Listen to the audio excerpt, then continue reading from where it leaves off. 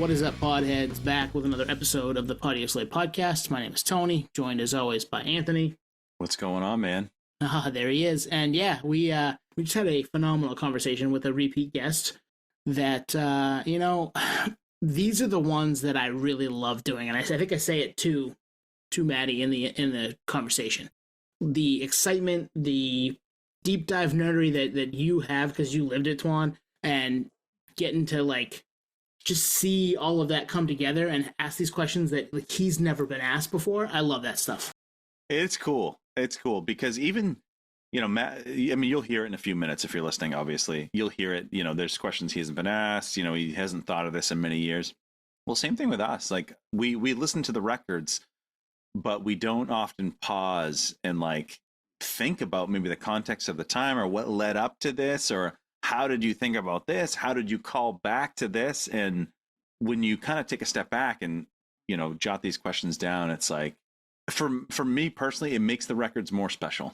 It's awesome. It's the best part about doing this podcast. I swear to God. And I love the conversations where the three, you, me, and Nate, are ripping it and having a good time talking about the music that we love. When we can get somebody like Matty, who there's a little bit of a history with to begin with, is he's gonna give us what he has, in a good way, and it's so much fun. Those are the ones that you're searching for.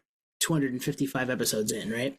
And if you couldn't tell, you clicked on the episode we just talked about him. Matty Arsenault is back. A Loss for Words. He was back on with us in episode 39. Mm-hmm. He was one of our early guests, and then he came back with the World guys, and we thought, hey, let's run it back with Matty. I don't know if anyone knows this. I mean, if you clicked on it, you probably do. They've been a band for 25 years. Crazy. They started back in 2000. And actually, if you look somewhere on the web, it says 1999. Wow.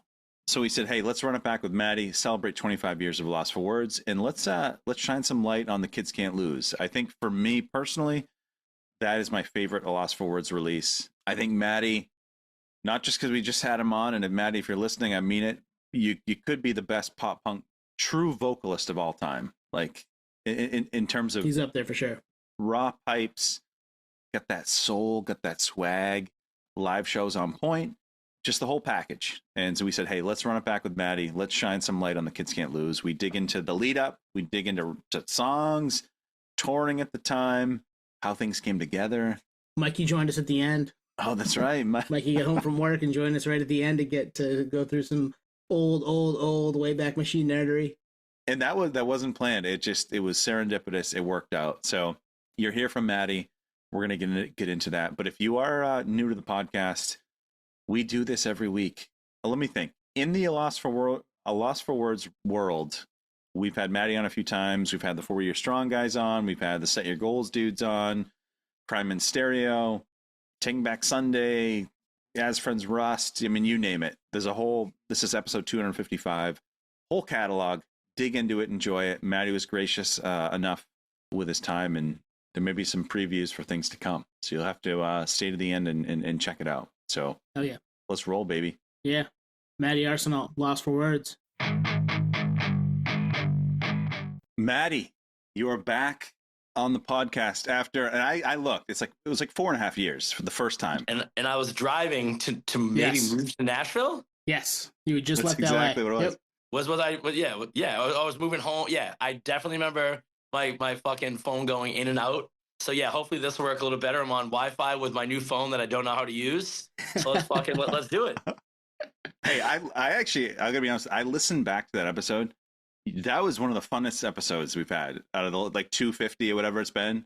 I love that episode. You guys been hustling, boy. Yeah, yeah, we've been going. We still do this. Holy thing every shit! week. I mean, I remember because I obviously I see a lot of things. I was trying to do your CD trivia the other day. Oh, that's right. And I was just stunned. I was like, I don't fucking know. I knew the Blood for Blood one, and that was, it was nerve wracking. The funny thing is if I didn't pick those out of my binders, I wouldn't have known. Yeah, right. Yeah. Fair enough. But yeah, man, it's good to be back, man. Thank you guys for having me. And you're back a couple years ago with the World, and we said, hey, A Loss for Words, 25 years in 2025, which we talked before this is fucking nuts. And want to show some love to the Kids Can't Lose album, your debut album, Yeah, no, I appreciate that. I mean, Yeah, it's pretty horrifying when Mikey reminded me last year that it's our 25th anniversary. So we do have some cool things that we're gonna do this year that I can't really say now because I can't say it now. But yeah, we're gonna do some cool stuff in November. Nice. And I'm gonna have a book coming out as well in November. Nice. So you got all kinds of stuff happening in 2025. But yes, the debut album, The Kids Can't Lose, that we released independent, and I think it was 2008. And yeah, man, that's a big record for our guys. And I think that may be one of the fan favorites. That and No Sanctuary and the Motown record are the ones that I think stand out. But The Kids Can't Lose, I think, is the number one pick. You know what I'm saying? Mm-hmm. Yeah, there was a dude. I was Googling earlier. There's a dude on Reddit who's like, this is like, what do you say? It's the perfect pop punk record. And I'm like, I think get the guy's address. I think you're right. I'm like, this dude knows, but I don't know who he is. It might be Matty under a burner account, but he's right. We've established Matty's burner account is get his address. It's mine. Yeah, no. But hey, let me back up. If you want the full Lost for Words story, that first episode with Matty was episode 39. Go back, listen to that. It's the full story. But we're gonna pick this up right before Kids Can't Lose. So you guys had been a band for like 8-9 years at that point. Yeah, I mean, it's crazy to think of it because there's like the first era of which was Last Ride for the first couple of years, which it was funny because when the Punk Museum opened up, we were blessed to be in the exhibit, in the rotating exhibit. We were the first band. We were the first band in the rotating exhibit at the very, very end.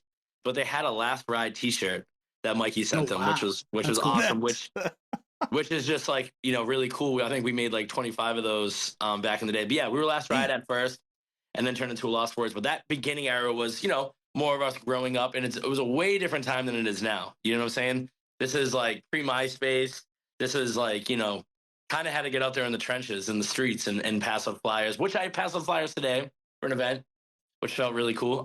But yeah, and then we turned into the Rock Vegas Records era, which is where I met you, Anthony, during that phase. Brockton, Romans, the Nord American Legion, because we kind of lived two different worlds. Yes. We lived the Romans hardcore world, and then we lived the Nord American Legion world, which was like the Receiving End of Sirens, the Cadence, Far Away, all that stuff. So we were kind of like a bipolar band. But we acted the same and sounded the same, but we lived in two different worlds. And as someone who loves both, I'm like, fuck yeah. And then like there'd be bands like No Trigger that were kind of in the middle too, right?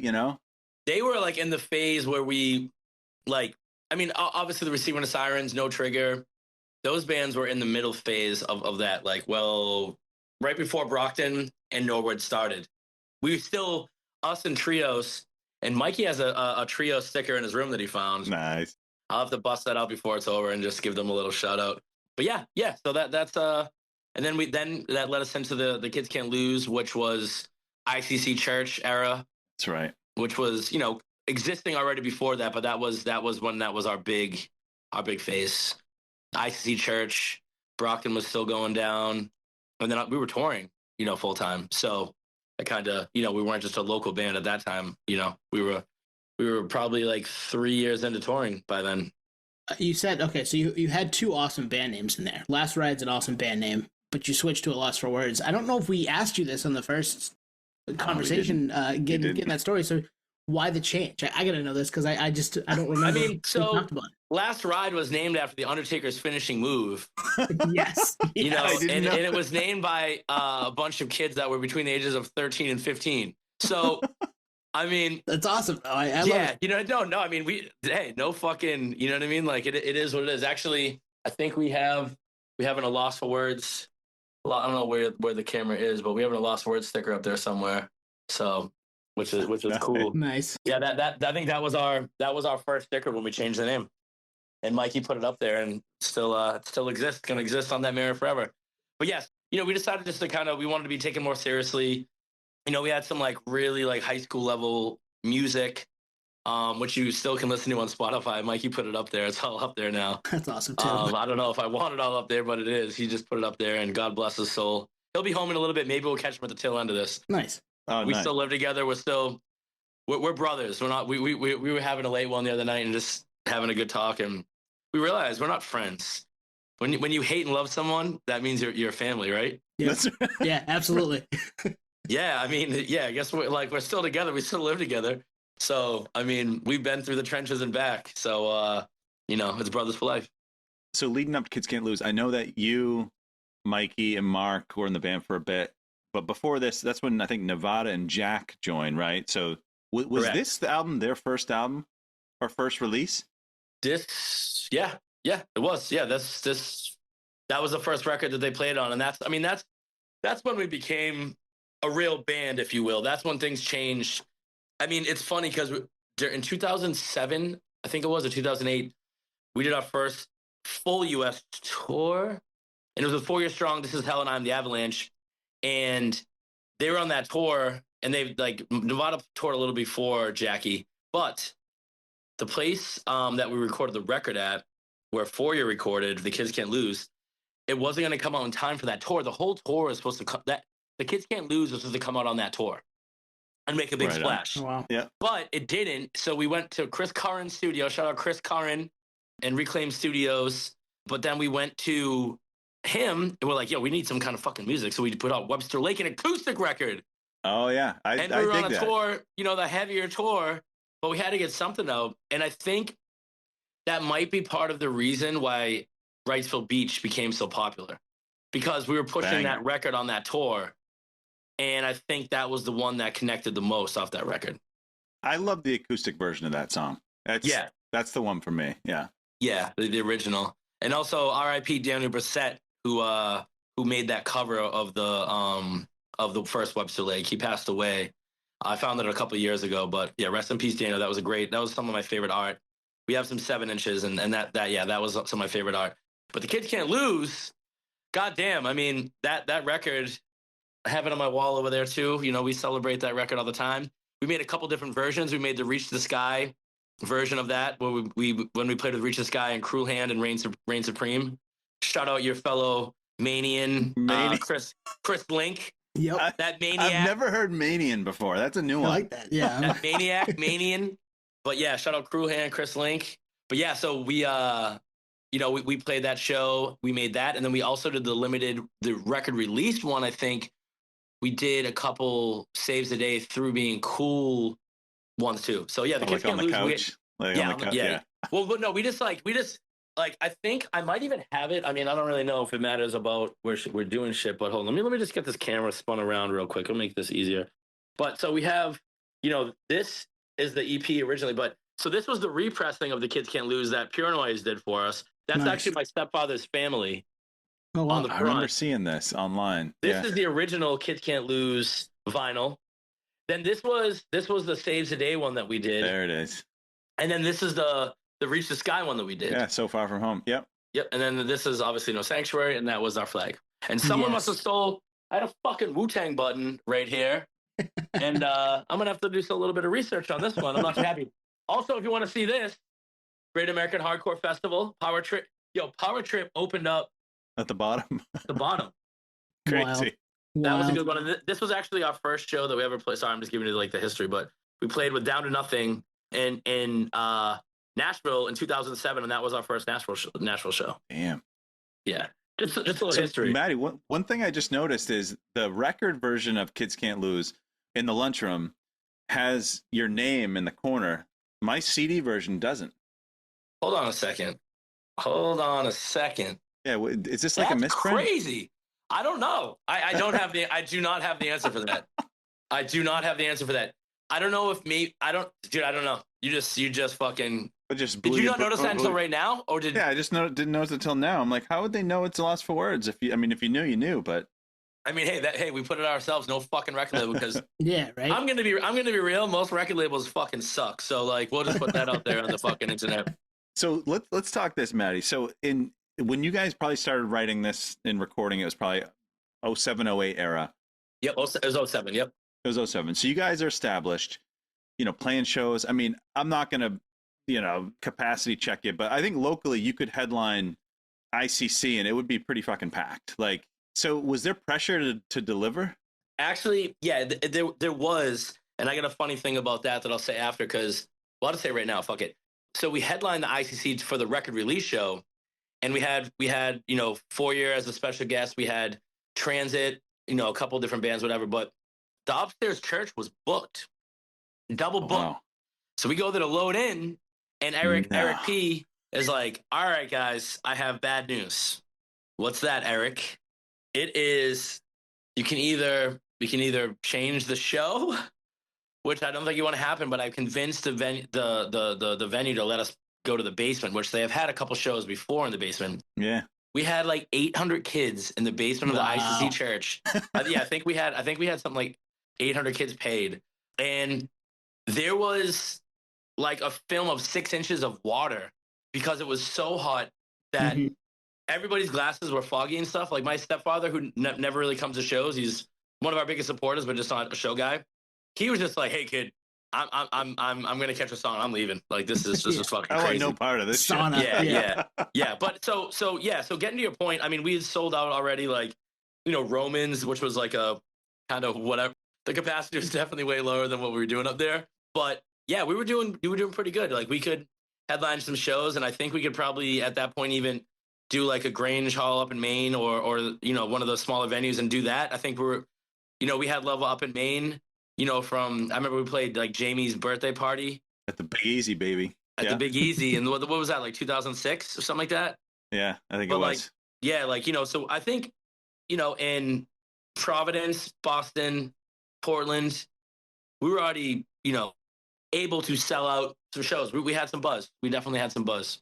Was there any thought to doing anything different with the sound at the time? Because you're established, right? You've been around for 7 or 8 years, but are you thinking, let's go this way or let's go that way? We could stay more pop punk, go more hardcore, because you lived in both worlds. Yeah. No, that's a good question. I think that's kind of what kind of made us. If you kind of like listen to anything, even from the beginning of time to where we're at now, and also just to let everybody know, we're going to be dropping some new music this year too. Ooh, all right. Yeah, we can talk about that at the end. Let's stay. The kids can't lose. Don't let my ADHD take over this interview. But yeah, so I think like the one thing about us that I've always thought was cool, but also can be confusing to people that don't know us or whatever. But we just write whatever the fuck we write. Like straight up. We had never once gone, okay, cool, let's write something like this. Like whether it was Marky or Mikey or Nevada or Jackie had some riffs, I had some stuff. Like we would just show the song and fucking write.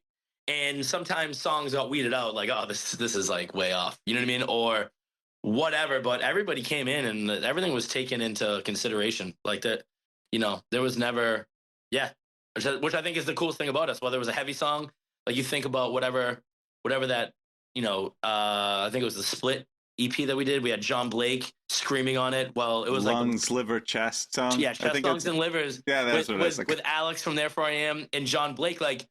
We had that, and we just didn't give a fuck. And we still like the songs we're gonna release this year are all over the place. Nice. So I think that's one thing that I like is that we do what we want to do. We don't try to be anything that we're not because we are who we are. Yeah, and no label pressure, right? Like you got to sound like this. You got to be in this box. No, we're gonna do what we want because we're in here. We can do what we want. We can do anything we want. So. I want to get in the label talk in a second here, but like when you guys finished writing and recording this, was it like a relief? It's like, holy shit, guys, so that was the big. We have a fucking album coming out, So yeah, obviously that was our first LP, and we did it ourselves. We had and it wasn't cheap, and it was awesome. We lived there. We were all so fucking broke, like so broke. Yeah, I think we all shared a bottle of wine a night, and we would get like a case of Lion's Head or something like that. It was like some local beer from Pennsylvania. We stayed at this dude's apartment, who was one of the producers. All of us slept in the living room, so there was 5 of us in the living room. On it, we had a little TV. It was awesome. It was brothership. We were there for 2 months. We went fucking crazy. This is pre-cell phone, pre-smartphone. This is pre-smartphone. We actually had to be friends. Do you have a sidekick? Do you have one of those sidekicks? Remember that? Oh, I did have a sidekick, dog. Shit. But yeah, it was a crazy process, and obviously the way we did the record is we didn't do vocals till the end. So when it came to crunch time, it was crunch time. So we did like 2 weeks or 3 weeks of like pre-production, and we had the weekends off. It was like a Monday through Friday thing, sometimes Monday through Thursday, blah, blah, blah, whatever. But yeah, no, after we got done, yeah, it felt really good. And the record was awesome. I still love it. I think it's such for the time it came out. And, yeah, man, I was proud of us. We did it all ourselves, before having any label. We got the artwork done, pressing the vinyls, pressing the CDs. Like we did the damn thing. Were any labels knocking or was that even, or you guys were like, no, we're doing this. We're doing it ourselves. You know what? I think we talked to a couple labels without them hearing the music, and it didn't really work out. I don't think after with when we got the record, I don't think we even cared. I think we tried before with all the labels. And I don't think they were biting. Also, I always wonder if some of the labels didn't understand our background or whatever, I guess you could say. Mm-hmm. So I don't know if that had anything to do with it, but they didn't hear the music. And once we already committed to putting the music out, so we just said, fuck it, and just did it ourselves.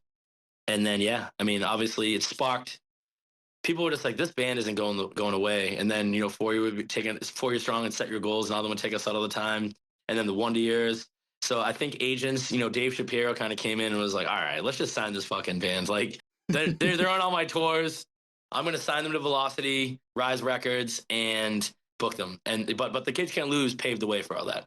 When it was done and before you had like really let anybody listen to it, was there any like we should circle back to all these labels, or are you just like, now we're just gonna put it out and see what happens? No, I don't think so. I don't remember us, because I think I would remember us being frustrated. You know what I'm saying? Because I think at that point I would have been like, what the fuck? You know what I mean? Like, we just spent blah blah blah on this record, and a lot of money on this record, and it sounds awesome, and no one still wants to fuck with us. So I don't remember feeling that way, because I feel this way thinking about how I would feel or how we would feel, and we never talked about that stuff. So I think at that point we were like, fuck everybody. Then this record comes out, we're just going to tour, and we're going to do a record deal someday. And it happened. It wasn't all like fairy tale, fucking Tinkerbell flying around, putting pixie dust on us. It never is. No, so we put a lot of work to get there, but we fucking got there. When you guys rapped, did you, I mean, be real, did you think it was a banger? Yeah, man, we were stoked. Yeah, we were stoked. I mean, yeah, like we were absolutely stoked. I mean, at the time, and we had Sweet Pete from In My Eyes on it, which was, a really massive deal for us. How'd that come about, by the way? So we had, just the hardcore scene, I became friends with Pete, and we had that screaming part. And at the time, which is funny now, I'm in a hardcore band, but I didn't know that I had that in me. I never tried to scream. Yeah. Like, you know what I mean? It's weird, like, like what, you know what I mean? Like, how do you just know you can fucking, scream? So I'd ask the guys, I'm like, yo, we should get someone cool, someone that means something to us, someone from the Boston scene, someone that's different than a pop punk band would have. And I'd asked them, and me and him were like friends at the time, good friends at the time. We were going to Grasshopper all the time, and we were hanging. And I remember like hitting him up, and I was like, yo, well, we don't have much money, but we'll pay for your gas, and you can stay at the house with us. And like he was like a real adult with a real job and making money. He's like, I'll just come out there and do it. And I think he let us buy him dinner or something, because he was like, I'm not taking any money from you guys. I think we like forced him to let us give him dinner, get him dinner or something like that. But yeah, man, it was cool. It was an honor, and I think that song, I think we set the record off from song one, pretty big. Yeah, absolutely. Yeah. No, and it still hits today. I mean, listening to it recently to prep talking to you, it still sounds fucking immaculate. Like I'm going to listen to it tomorrow, because I can't tell you the last time I listened to it. Yeah. So I'm going to listen to it tomorrow. I think I listened to the discography of A Lost for Words one time. I was driving from Boston to Nashville just because I was missing it, and I just had like a moment where I just needed to listen to it. And I listened to the whole fucking discography, and I was like, I'm pretty impressed, Matty. Yeah. This is good. This is God speaking. You didn't do too bad. Yes. So Matty, let's get into your vocals, because it's funny in doing like prep for this, all the narrative on Reddit when there's a Lost for Words post and shit, it's like Matty can sing, not pop punk sing. Matty can actually sing. So that's awesome. I don't go on Reddit. I need to go on Reddit more. And he was the first guest ever sing on our podcast too. Just that's right, you did, yeah. I sang. I did the Big Truth podcast too, and I was the first person to sing on his podcast too. So nice. I guess nice. I guess I kind of in R&B. It's always R&B. You know what I mean? Yeah. So yeah, I think I got a little staple that I got to stick with. Maybe I'll do a little diddle at the end of the podcast just to keep the tradition going. So one thing I love is you, and I don't know if it started in this area. I mean, you've always had it, but your vocal runs on the songs. Did the guys ever have to reel you in and be like, Matty, come on, like this isn't a Boyz II Men song, No, dude. no. Actually, the guys, maybe at the younger years, I didn't really do it as much because I don't know. But when I embraced it, which, yeah, I don't know when I don't know when I embraced it. But yeah, they backed it. Like Marky and Mikey, Right I like everybody in the band. Like, no, they were always like, give it to Matty. Like that's what they always said. Go give it to Matty. Give it more Matty. Give him more Matty. You know what I'm saying? So like, yeah, they totally embraced it. And obviously the Motown record, I got to really have my fun. Yeah. That was my idea. That was my fun. And the boys were like, fuck yes, let's do this. That's awesome. Yeah, that's great. I mean, there, especially for that scene, there aren't a lot of people doing what you were doing. Like they're just there's just nobody else that could kind of pull that you know off. what's funny is I never really thought of it until around The Kids Can't Lose, or we did the Motown record. I was like, yeah, like obviously there's some like obviously now you have Derek from State Champs, and a couple fellas that that really have some pipes. But yeah, at the time, like I guess I didn't even think about it. I just was singing the way I sang, but I didn't realize till years later that how influenced by R&B I was. You know what I'm saying? Cause we didn't, you know what I mean? I guess I didn't really embrace it until years later when people started talking about it. And I was like, you know what?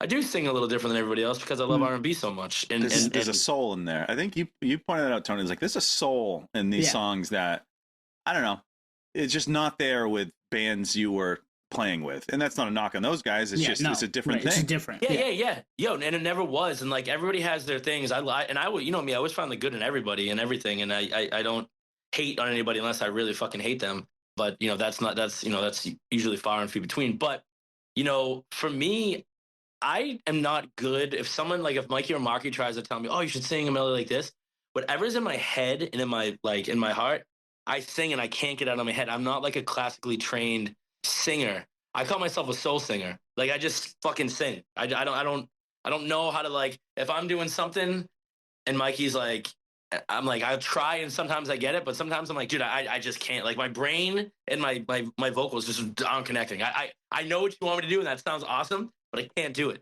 Like, you know what I mean? Like it just won't come out. Yeah. That makes sense. So it's definitely an interesting, blessing and curse, but more of a blessing. Yeah, I mean, it's you, right? It's wholly you, but at the same time, I bet every now and then you're like, I wish I could do it that way because that'd be cool. No, it happens very often. Trust me, very often. But so you said vocals are last. When you guys put the vocals on these songs, did you have the songs like take Stamp of Approval, like She Sold Her Soul to the State of California? Was that you coming in and like? So the way we did it, the way we do it, is Marky always has lyrics. He has a fucking just book full of lyrics. But like a lot of the songs were already written and some of them weren't. Some of them we wrote in the studio, but most of them we came in with a bait, at least, and we're writing in the studio too. But it was different. I had some lyrics. Nevada had some lyrics. Mikey had some lyrics. I think Jackie might even had a couple lyrics. Like we were all worked together. But yeah, it was stressful at the very end because when you only have 10 days to do 12 songs or whatever, how many songs were on it, and then you have to do the harmonies too. Which is more Marky. Yeah. More Mikey. That's always been one of my favorite things about our band too, is that the me and Mikey combo of singing has always been, what, a lot of bands do the singer does his own harmonies and stuff, which is cool.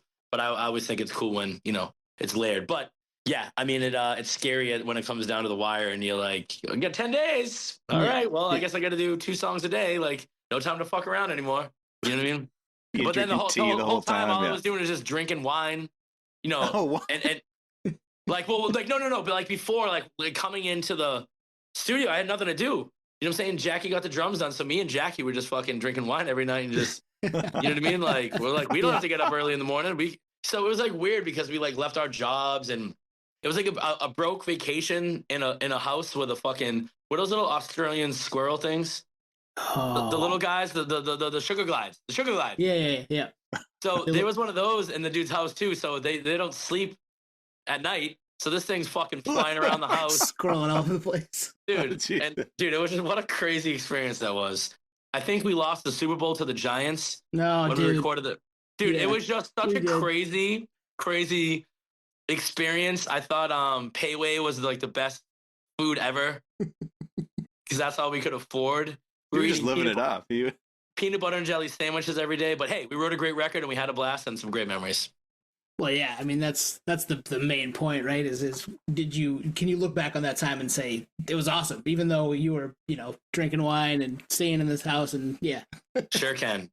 We collected wine bottles. We got a different one with a different logo every day, and we put them all around the kitchen. Like there was like one of those like shelves. So every day we get a new one that we thought was a cool thing. We probably had, at least one a day. So I mean, it was a lot of fucking wine bottles. But it was a cool collection for the boys. Yeah. These are times when I wish we had smartphones because you'd have more photos of that stuff, Absolutely. Oh, I wouldn't want phones around then. No. I don't want phones around now. Yeah. Oh, man. So let's talk a couple more tracks here. So Hold Your Breath, I've always thought was like the clear single. It was just in the video, fit it perfect. So do you have any memories about putting that together? Yeah. So that song, Mark wrote that for an ex-girlfriend of his for a Valentine's Day present, and I sang on it, and it wasn't even going to be a song for us. It was going to be a song. Oh wow! And it was acoustic, and it was a little different. But yeah, that song was meant to just be a Valentine's Day gift for Marky's girl at the time, and he just had me sing on it. We, when we showed friends and stuff, the song, everybody was just like, dude. Like the thing, and it was acoustic. It was just the script. I gotta find that. I don't think I've ever listened to it since. Wow. He gave it to his girl. That's interesting. I never thought about this, but yeah. So then we ended up making this like a song, and it just full band. It just hit so hard, and Marky's like, "Fuck it, let's just use it." And she gave us the permission to use it. I mean, they dated for years, and she was part of that era too. I'm sure you probably met her at some point, Anthony. To be honest, at one of the ICC shows or something. But yeah, she was like, "Yeah, Maybe. You guys can." Use that song. But yeah, I mean, that song kind of turned into one of our bigger songs. Man, I'm looking through the track list and I'm like, what songs do I want to hit on? 40 Thieves. You have the callback lyrics. Did you get what I meant when I said We Are the Living Dead? Whose idea was that to call back? There's only one man that would be able to do that. It's Mark Dangori. He's a fucking genius. Oh, dude. Because that was a callback for Theme for Your Ego from the EP. But yeah, man, when Marky said that, I was like, and you can even hear my voice, said, we are the, I was like, yo, Marky, like, this is fire. Like, let's go. Yeah, that was Marky's idea. Probably my favorite, I don't know if it was my favorite. One of my favorites is Where I'm From, You Die With Your Secrets. And it's near the end, and there's no room, and there's no room to breathe. And it's like gang vocals, that part. Yeah. I have to look at the lyrics again, but whenever that comes on, when there's no ground to stand on, and there's no room to go wrong. There we go. Give you a little. Talk about perfectly placed gang vocals. Every time I hear that, I'm like, I kind of get chills. Yeah, man. I mean,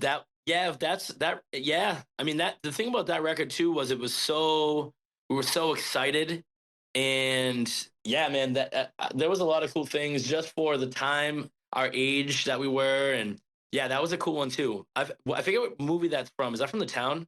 Where I'm From, You Die With The Secrets. Where I'm From, that's around that time. We definitely that was from we definitely took that from a Boston movie. It was like Mystic River or The Town or something. It was one of those fucking movies, guy. Yeah, it's certainly one of them right? fucking movies. Yeah, exactly. Boston movies are the best, man. They are untouchable. What's your favorite Boston movie? Let me ask you guys a fucking question.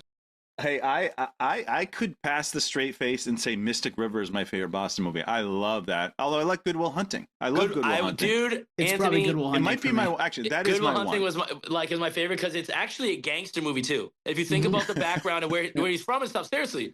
Yeah. Like when they go by the basketball court and they're like, fucking Jimmy, there's the guy right there, and they fucking pull the car over. Yeah.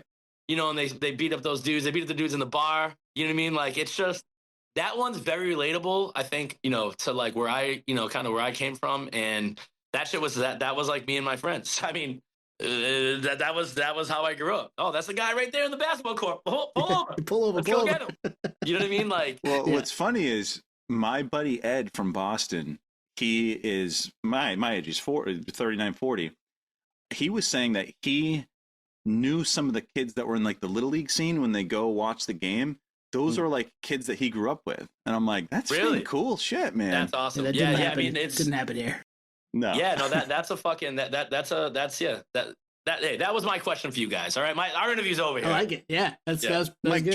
drop. It's probably Good Will Hunting. The town's up there, but Good Will Hunting's probably the best. I mean, I quote that movie all the fucking time. So Yeah, no, it is one of the best. Actually, you just segued into a great segue. So Half Step Down, you guys re-record for this. Ooh, good. Okay, I like where we're going with this, Anthony. Let's go. Dude, in the video, when Colin says, Donnie, you're completely out of your element, I quote that now and with no one knowing any idea what the fuck I'm talking about. And I'll go, you're out of your element. And that's what it's from. Yeah, it's funny you quote it from that because most people are quoting that from Lebowski. Donnie, you're out of your element. Yeah. I quote it from that, and he's like, you're fired, buddy. Get the fuck out of my office. It's all time. That video. No, that was that. I mean, shit. Even that video was honestly, that was probably the first song that like really got popular for us, and I think that's why we recorded because like coming from like the Brockton hardcore scene, that was a song. I mean, even in Maine, I'm sure like dude, like when we played that song last before the Kids Can't Lose came out, banger, people went off. That's why we're like, yo, we got to put that on the full length because we feel like it has more life. But we didn't put it in the forefront. That's why we kind of tucked it in the back. But it was kind of for like, yo, guys, this is our first full length. Like, don't think we forgot where we came from type shit. You know what I mean? Like, this is the one. So, yeah, Half Step Down, that was a good one. Good video, too. Changed the lyrics a little bit, too, right? Yeah, we changed the lyrics just a little bit. And I think we put Hot Hand a Dice Game on there, too. That was a closer. Yeah, because that one was a big one for us, too. That was a big one for us. It had to be on there because Half Step Down was on the split. It's funny, Matty. I did a rabbit hole. I don't know if it was on anything. According to Spotify, there's a certain person on the art that I recognize. Oh, that's right. It was on the split. It was on the split. Okay. Yeah. Your sister. Shit, yeah. It was your sister's record that. Oh, that's. Yeah. That's what I was going for. Yeah. It was on that. I was pissed when we were in Maine. I tried to reach out. I was there for a ska show, and she was in Disney. So I'm pissed at you for going to Disney without me. So just so you know, I forgot it was on the split. I'm still mad, but yeah, it was on the split. Yeah, wow. Because so Hot Hand Dice came. Wow, that's cool that we did that. Actually, see, like this is cool because I don't think about these things. And when you're living it, you don't think about it. But yeah, so we did a song from these past 5 years and the split on the full length. So it's funny when you guys did the Sticks and Stones Fest in Worcester with NFG and those guys. This is a couple years ago, 2-3 years ago. I think you guys played Hot Hand. I think we did. I think we did too. Yeah, and I was like, damn, that's a deep cut, man. Deep cut. Yeah. Holy shit. Yeah. No, that was one of my favorite songs. That was my favorite song on the these past 5 years. That's a great song. So what? I got a question. Just album title. Explain.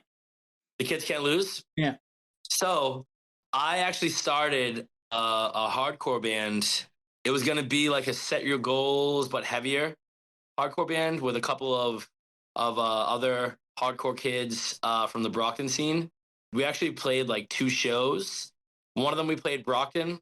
I forget. I like it's a Return to the Pit. I remember it was posted on some show. I mean, we played with like I think it was like Trust and Few, Frankie from Death Without Honors. That EP's so good. Oh, it's so fucking good. Shout out Frankie.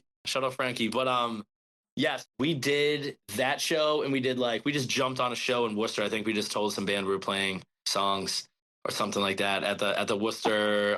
What the hell was the C? Fuck. What was the name? QVCC. Yeah. Yep. I think we just told some band we were gonna play a couple songs, and we did.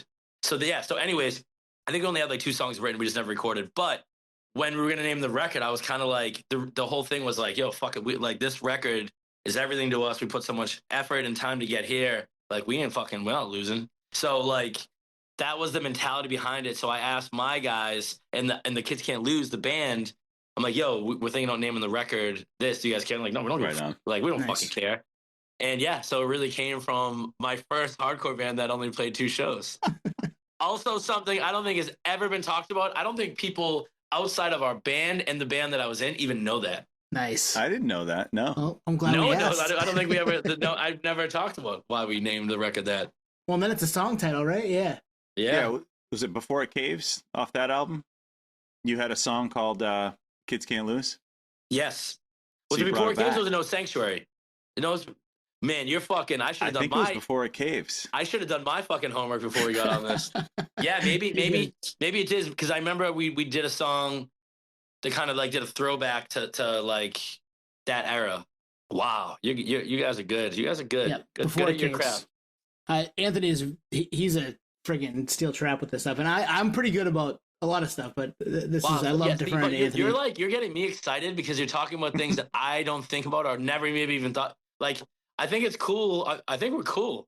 We're doing things that I don't like. That's cool that we brought back that song title 2 records later. Yeah. No kidding. Yeah, it's funny. It's like 5 years later. Yeah. If you go on YouTube and type in like Lost Words Kids Can't Lose, you get some stuff from the album, but then you get like you guys did a music video for the Kids Can't Lose. Yeah, I remember that. We did. Yeah. That was a cool song. That was a cool song. Yeah. I think my mom was in the video too. Oh, really? Yeah. Yeah, I mean, you guys are hitting things that I like. No, you guys are doing good. Digging deep. Yeah. This will force you to dig deep here. So the album's out. Let's fast forward to after it's recorded, it's out. You guys are playing out on it. The response, I remember having lived the moment. The response was like, "Shit, man! Like the album is awesome." Looking on, like I said, on Reddit, like the legacy of the record is big time. But when you guys were touring off it, were you guys surprised at the response? How was the response? Yeah, I mean, I remember one thing to go the other way. I remember Absolute Punk gave it a fucking bad rating, and we wanted to beat up. we were gonna beat up the dude. I forget his name, and I'm sure he's cool now. But we were like so pissed at the review. Like, yeah, well, fuck that. When we see him, we're commenting on the thing. We're like, yeah, well, fucking say that to our face. Whatever. Like, whatever. But but the whole thread had our back. It was awesome. Good. Good. Like, he gave us like 2 out of 5 stars or whatever. Said like sounds just like A Day to Remember. Did you listen to the record, homie? Yeah. I don't think we sound anything like A Day to Remember, but yeah, whatever. But I remember the comments were like, "This is like you're out of your fucking mind. This record's awesome." So the reception was really awesome. Like even on the Bridge 9 board, and just like in general. But I remember when we started touring, it just people like during Stamp of Approval and Hold Your Breath and stuff, people were going nuts. And I was like, what the fuck is what is this? This is a good feeling. So yeah, that was a good feeling. It was a good feeling for sure. I mean, locally we already had that going for a while. But yeah, when we started going to other cities and getting almost nothing will ever be like a Boston or Worcester show, but I mean, we were having the pylons and all that shit and people buying the merch. It was like, whoa, I guess we're doing this now. Yeah. So it was a good feeling. So shout out to anybody who's listening to this right now and whoever backed us. We truly appreciate it. To kind of go back to writing the record, but more about the live show. When you're writing the record, was there anything that you were like, this is gonna fucking hit live? You just knew? Oh, I mean, Stamp. Yeah. I mean, that like just when Pete was in the studio and did his part, we're just like, yo, this song's gonna snap. Like this song is gonna fucking snap. Like people are gonna go fucking crazy, and they did. Like, no, that's hey, like people would fucking, and then it goes from that heavy part into dun, dun, dun, she's on hers. Like, you know what I mean? Like, you know what I mean? Just that, like, I don't know. I don't like that song. It's I think it's different than any song. Like, there's similar, bands that had like Set Your Goals had their things, For You had their things, whatever. Like Daggermouth had their, like, you know what I mean? Like we weren't the only person to do something like that, but I think that song had no one had a song like that. That was like our song. You know what I mean? Well, the other thing, Matty, you guys, even though I doesn't fucking play it, so I guess it ain't cool enough. Hey, coming from someone who fucking loves a good breakdown, I'm not knocking breakdowns, but you guys never fell for the pop punk with breakdowns thing. You didn't. No, we never really did. Like, a moshy break. Like, I mean, obviously that part with John Blake, that's why when we just, like, we were just in practice jamming, and that part just came out, we're like, John Blake singing on this. Like, you know what I mean? Like, it's just, we were just like, at practice, like the first time we did it, just, like, we just, like, I remember we're all just going, I mean, John Blake from Broken Wings is doing this. Like, this has he come and he's like, there's only seconds left, or how's he come in? Yeah. Only seconds left. So good. Yeah. Shout out John Blake and On Broken Wings. Their setup for the children was fucking wild. Seeing all those videos of the like that breakdown with the clap. Oof. Well, it's funny. Boy, if I was there, I would have kicked someone's face too. They've gotten such a resurgence. I'm like, where you guys been for the last 20 years? You know? Yeah. They were just, John Blake was just taking a nap and tattooing. He's back. He's back. He's back. So, Matty, how do you look back at the album? I mean, when was the last time you listened to it front to back? Probably when I did the discography on the way back from Nashville to Boston. I mean, that must have been, I don't know, 2 to 3 years ago.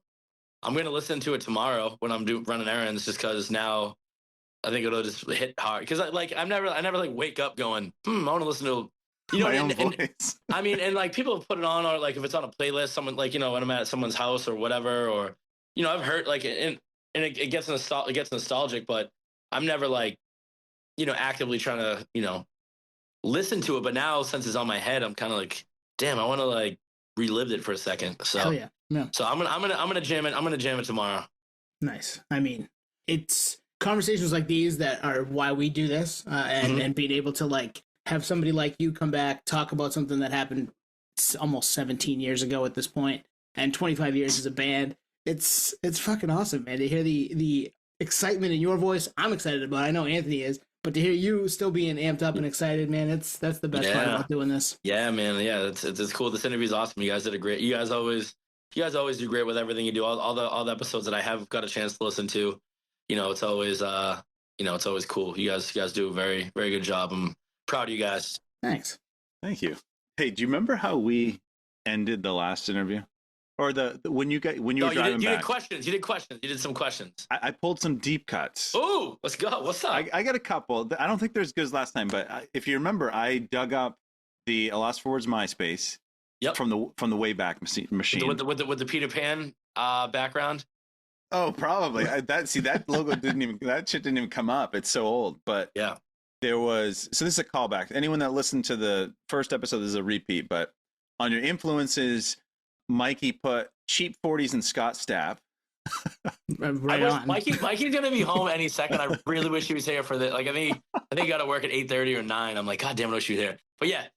Mikey's fucking hilarious, and I remember he put that. See, like, who else fucking put something like that in there? Like, we always made like we never got too serious. You know what I'm saying? Well, that's where I'm going. So, in the sounds like section of your MySpace, do you remember what he put? I mean, it's fucking Mikey. He could have put your fucking mother. Like, I don't. Who knows?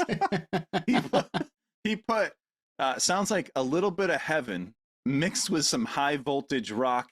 And roll, and is capitalized. Not just rock and roll. And then for the quote, you could put a quote on MySpace back in the day. He put, "We keep it more real than you can imagine." And this is probably my favorite thing on the whole. I mean, that's real. We do keep it more real than you can imagine. Yeah, I would agree. Yeah. Matty, did you have a nickname back then? Because in the band member section, he put a little nickname for you. It was either Matty Mosh Pit or Matty Ice, because I had the grills. And if it's not that, I'm nervous. All right. He put Matt and then in quotes, Lil Rump Arsenault. Oh, Little Rump! Oh my god! Oh my god! That was my rap. So we had a little fake hip hop crew. I was almost gonna ask you that. What is your rap name? Yeah, Little Rumpelstiltskin was my shit. So I called it Little Rump for short. Holy fuck! And Dan Sauce Poulin was in there. Marky Murda. Yep. And Fresh Adams. Yeah, Mikey Fresh. Yep. Yeah. And then Steve Creepy Peepee Delaney. Oh man! Oh my god, yo! MySpace was crazy. And at the time, your website was al4w.net. Yep. That's crazy. Yeah, the Wayback Machine, baby. It strikes again. It says your last login was March 5th, 2005. So it's been 20 years since someone's logged in. That's crazy. That's wild. It's wild because I thought the MySpace era, in my head, I'm like, I feel like the MySpace era was like 04 to 07, but clearly it was earlier than that. Like it was. Wow. All that stuff was really funny. Mikey's awesome. I'm gonna tell him. I can't wait till he listens to this. This is great. Before me and Mikey both went fucking batshit crazy. That was like when we were both like kind of good kids. Now we're just delusional old men with major mental health issues. Back when we used to have fun, right? Yeah, we used to have fun, and we didn't have to look at our cell phone every fucking 5 minutes. But yeah, well, that was good. That was really good, Anthony. Another good one. So you mentioned a book. You mentioned possible new music. The floor is yours, man. What can you tell us? Yeah, so I'll start with the music stuff to keep it relevant to A Loss for Words. Me and Mikey recorded some songs with Chris Curran, and then we went with our other friend Dan in Nashville and finished some vocals and stuff. But yeah, we got some rock songs. So basically we're gonna put out like 2 rock songs, 2 acoustic songs, and 2 Motown songs. I'll let the cat right out of the bag. Nice. So we're gonna do 2 different releases, but there'll be like 6 to 7 songs. Oh, nice. That's under awesome. the Lost for Words name, or? Yep. There's Lost for Words. Yep. It's the Jackie, Nevada, Marky, Mikey, Matty era, you know. So yeah, and we wrote my favorite song that we've ever done. I don't know if I want to give that away just yet, but it's all I gotta say is Mount St. Joseph, Volume 2. Oh wow! Right on. All right. It's gonna be a tearjerker for sure. But yeah, that's gonna, like, when we were singing, I was just like, dude, I feel it in my body. It's about cool. about someone special to someone. You know, I'll wait so we can keep a little bit of hype. But yeah, man, I'm really excited for the music. Yeah, we're excited. It's gonna be cool. Do you have a time frame? I mean, if you don't, that's cool too. But I'd say probably summer, maybe for one of them, and then maybe like October, November for the other one. Nice. You know, because you don't want to. Like I said, we're gonna keep it short and simple, and it's all stuff. We're gonna pay homage to, you know, the Webster Lake thing, and we'll pay homage to the Motown thing, and we'll pay homage to A Lost for Words traditional. I mean, obviously, I'm not gonna talk about it much other than this. I gave you guys the secret recipe, but like, you know, obviously not everybody in the world is gonna listen to this, so it'll still be a surprise to somebody. But people that are listening, I'm giving Podioslave the fucking tea. We appreciate it. Yeah. Okay. We do. That's fun. I'm excited, man. I mean, I listen to it all. I listen to the odds and ends. I listen to it all. I still do. It's fun if you have time and you can chill like that. Like, you know, you can definitely hear us as, you know, like some bands when they get to a certain point, they just sound, you know, like adults that are doing adult things. You can like hear us grow up in our music. You know what I'm saying? You literally can like see and hear the growth, you know what I mean? So, and like everyone grows up, but you guys had a microphone the whole time, so people can hear it. It's crazy. Yeah. And so the other thing, going to the book, I'm really excited about this. I've been talking about it a little bit more here and there. I'm actually flying to Scotland to go visit my friend Ross Wilson, who's helped me write the book, and it's the first draft is done. We're just gonna do some edits, and then we're gonna send it off to get proofread. But I'm assuming the book will be out October, November before we do our shows. And yeah, I'm really excited. It's about, you know, my life, you know, anything from the music stuff to family stuff, the way I grew up, fighting, getting beat up, mental health issues, going to prison in Japan, our good tour stories, some wild tour stories. And then, yeah, I mean, it's going to be fun for me. And then actually I'm going to, you know, release a podcast with the book, and I'm going to go, you know, more, you know, talking to family members, talking to friends that I grew up with in the periods. I'm going to go off a little bit, and I have different ideas that I want to put out there just yet. Also, I have a really good idea for the audiobook. I don't want to say it just yet, but it's going to be something that no one's ever done before. Nice. Yeah. So I got a couple tricks up my sleeve to make this not just the average thing, and it's going to be a big deal for me because the book will live forever. Yep. and I'm gonna really, really push it. It's gonna be like how I was hustling a Lost for Words CDs back when I was younger. I'm gonna do that with the book. Like I'm like having a tangible thing to sell these days isn't really a common thing, and I'm gonna do it. I'm gonna do it for real. So I'm excited. And the book will be called Just South of Boston. Nice. I like that. Yeah. Well, hey, later in the year, if you want to chat again about that, I would love to. When the time comes, I'm gonna reach out to a couple of the homies that do things like you guys, and I'm really gonna push it. So I'd love to do a book, like podcast, with you guys at some point. That would be cool. I'm sure we could make that work, right, Anthony? Oh yeah, dude, that's exciting. It's without getting too much into it, because I know you'll tell the whole story, but I can't imagine how much of an undertaking that must be to formulate all your thoughts. It's like, do I want this out there? Do I not? Yeah, all that. I mean, there's definitely stuff that I don't put in the book because it can't be out there for, there's some things that I don't want to do to my family. There's some things that I legally can't say. There's some things I don't want to put my friends in trouble. There's some things I don't want to put myself in trouble. The whole me. Process is wild. You've heard stories, Anthony. You know what I mean? You know. Oh, I don't know. Yeah, but I'm sorry. You know what I'm saying? Like, and obviously there's some things. I don't talk about relationships with girls or anything like that because I don't think my relationships or whatever is relevant to what I'm trying to do. So, maybe someday I'll have a whole book about, my struggles with dating and my struggles with myself. And Mikey's pulling up right now, so we gotta fucking at least have him on for a second. Yeah, absolutely. Yeah, I hear his car. His fucking exhaust is fucked up. I hear the him fucking flying through the driveway. Absolutely. So the question is, what do we ask him? Oh, yeah. Ask him the MySpace question. Oh, there you go. Ask him if he knows what he put in there, and maybe let me ask him something about The Kids Can't Lose. Yes, absolutely. I love it. But so thank you for letting me shout out my book. I'm excited for that. Yeah, man. I mean, it's definitely something cool too because I got to do music for so long. I never thought I'd write a book. I started writing a book when I was in prison, and it's like, why not? I'm getting old. I'm gonna have journal entries in there. I'm gonna have old pictures in there. It's gonna be good. Yo, Mikey, I'm wrapping up this podcast. We need you in here. Yes, Michael. We're wrapping up the podcast, and I was like, I just heard Mikey pulling up. You gotta say what's up. So, oh yeah, what's up, brother? What's happening? How you doing? Been a few years. So hold on. So we just did like a question thing. He asked you, do you know what Mikey wrote on the MySpace? Just go through. Let's see if we can remember what I put in.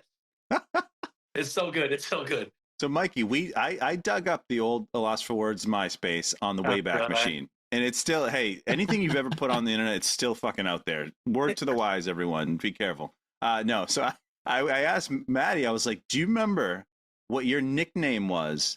And this would have been in the 2004, 2005 era. Mikey Fresh? You got yours. You made nicknames for all of us. Really? No.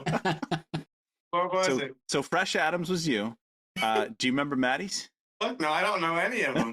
Little Rump, remember? Little Rump. Yeah, remember Danny Poole, like when we did the hip hop ad? I was like Little Rumpelstiltskin. Rumpelstiltskin. Back when we were battling, what's his name? Nick Conway. No, then what's his name? It's Nick Conway. Yeah. Oh god. Marky Murder. Marky Murder. Yeah. Marky Murder. Do you remember Danny Poolin's nickname? No. It was Sauce. And then this is probably the best one. The best one, Steve Delaney. Steve Delaney. Do you remember his? I don't know any of it. Creepy Peepee. I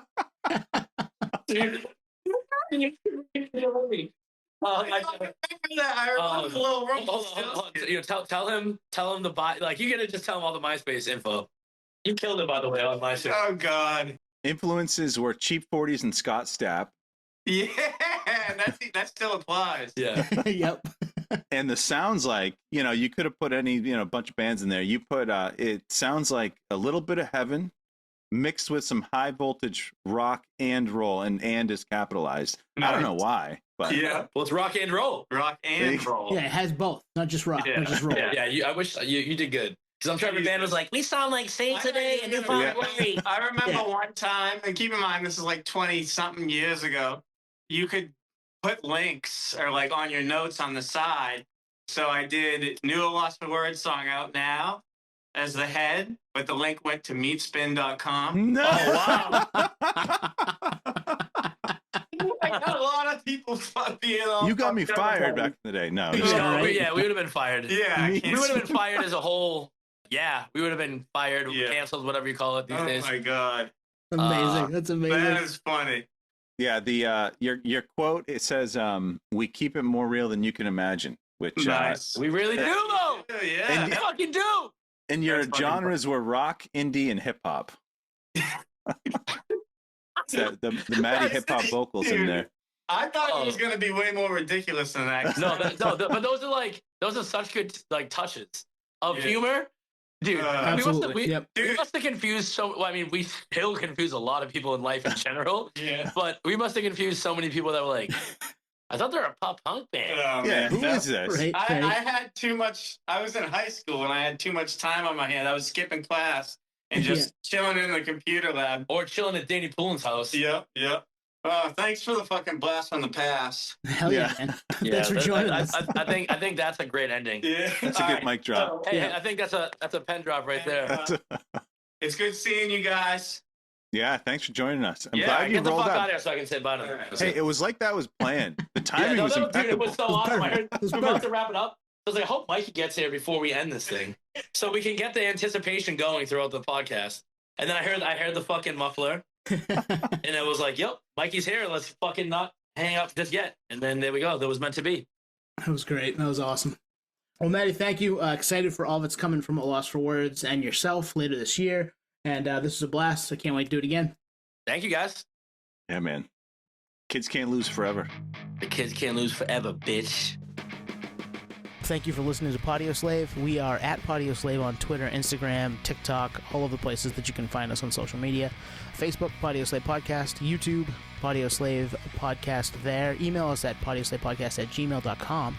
And hey, if you want to become a supporter, click on the link at the bottom of the episode and give us $1, give us $5. It keeps the lights on, keeps us going. We really appreciate that stuff. Thank you.